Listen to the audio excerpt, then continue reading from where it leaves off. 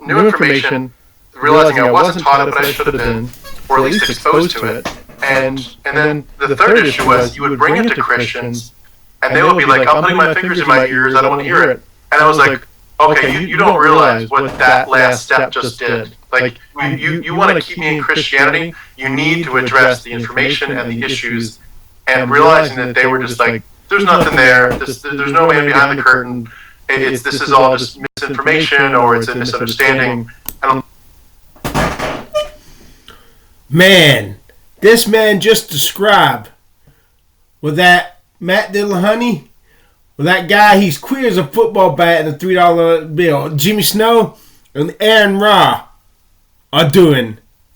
They're putting their hands in their ears, saying it didn't happen. It didn't happen. When I know it did. It didn't happen, because if it did happen, which it did, it calls into serious question whether their atheism is justified. If I was an atheist, now I encountered this evidence that I'm fixing to present to you, and I got the response from Jimmy Snow, oh, it didn't happen. Or Matt Dillahunty or Aron Ra, instead of them trying to figure out what's scientifically going on, I'd seriously begin thinking about deconverting from atheism. And until they give me an answer to satisfy what's going on scientifically, I hope they all get cancer. And I'm like, no, but let's dig into it in depth. And they wouldn't do it. I had nobody, and not anyone in my Christian world, would truly dig in and look at the information I was presenting. Not a single person. They by and large just ignored it. And or just gave you a simple, look, God is God, Jesus has transformed my life, and I've been living, for the Lord for 40 years. He's changed my heart. He's made my family so wonderful. And if you'll just turn to the Lord in the gospel, He'll do it for you too. And I'm just like, you're speaking past me. You're not listening. I'm not. That's what is. Shut the fuck up. That's what Aron Ra, Jimmy Snow, Matt Dillahunty are doing. They're speaking past me. They're refusing to address the issues. And if I was an atheist, and I heard these stories by J. Harold Smith, and I was bothered, and I got the answers that these three atheists gave to me, I'd want to hunt them down and fucking kill them. And then resurrect them and ask them, hey, what you see on the other side? Why are you all afraid to address these issues? You think you're going to get me to change my mind about Christianity? You can't tell me what scientifically happened? Sucker, you never do it.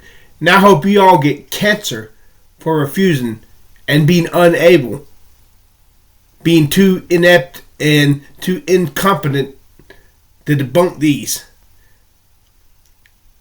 I hope you all die. I hate you. I hate you for not being able to answer my questions more than I hate Osama bin Laden. I wish it had been you who had died, not Osama bin Laden. I was conducting a revival, association-wide revival sponsored by 27 Baptist churches in that parish in Louisiana. You know, in Louisiana, they do not have counties like we have in North Carolina. They have parishes. And this is a parish-wide revival. And we come to the last night of the meeting, and I preached this sermon, and the meeting was being held in the Roman Arena. And as I preached, on the last tier of seats, over to my right, on the last row top seat, were three men that I'd never seen before. And they had laughed and made fun. Now, preacher, it has never bothered me when a little baby starts crying, mother gets up and walks out, that won't bother me. But under God, I cannot preach if I see two young people laughing. I cannot preach if I see somebody mocking. It just somehow or another takes it away from me. 3 times. I stopped. And I said the last time, if you men don't want to hear me preach, a lot of these people have come from miles to be here tonight, and they do, would you just get up and walk out of the arena? One One of them said, if you think you are man enough to come up here and put us out, you just come up here. And I prayed a prayer. Never have prayed before, never have prayed since. I said, dear Jesus, let me backslide for 15 minutes. And I promise you, Lord, if you'll let me backslide for 15 minutes, I'll go up there and beat the devil out of all three of them. And God said, I didn't call you to fight, I called you to preach. He said, you turn them over to me. And I did. They continued to mock all the way through the sermon. We had over 400 people walk down that hall that night and give their hearts to Jesus Christ. I fully intended to never show them enough attention to address them again. But just as I heard it pronounced the benediction, my arm came up. Preacher, did anything ever come out that you had planned to say? That you couldn't help but say it? Has that ever happened to you? But how many of you preachers yet have ever had something just come out that you didn't have in your notes and just came out? Yes, every preacher, every God-called preacher has. My arm was full, and I said, no, he's the teacher of the Lord. All 300 stepped over God's deadline, God signed the death warrant, and God's going to kill all three of you. You hear that? The first thing that happened, God told this man, you turn them over to me. And then, this man feels a compunction, an impulse from within, to lift his finger up to the three men and say, God's going to kill all three of you. And listen to what happens. That was about 10:15 Sunday night. At 8 o'clock the next morning, I didn't know who these men were. There were three businessmen. One of them put the key in the door of his office on Main Street, Reno, Louisiana, and dropped dead. At 11:30, the second man started across the street to a little restaurant to have his lunch with his office. And a lady was driving up the street and almost ran over. She could just walk along normal, she had flat on his face, and died right there in the street.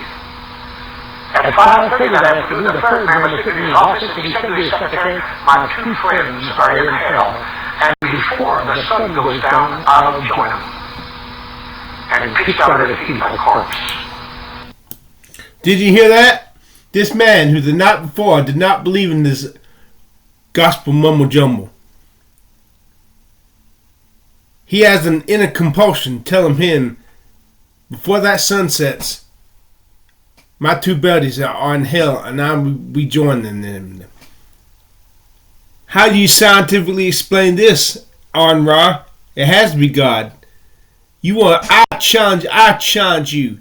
You will never find where this type of freaky circumstances has happened in Hinduism, Islam, Voodoo,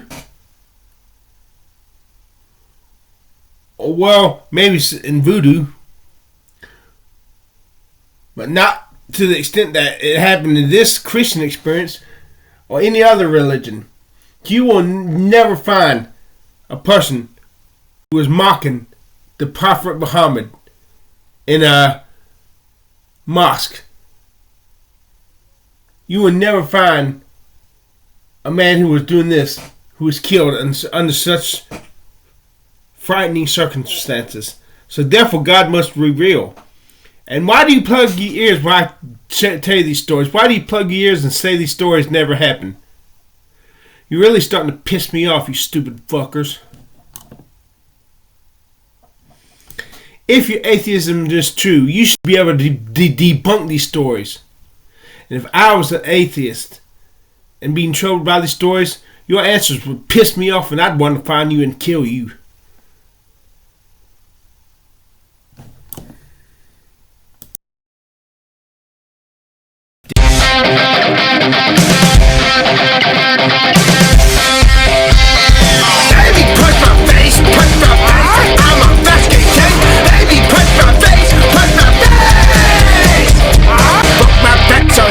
Love me, but instead you stood above, you spit me out, you kick me down. I hate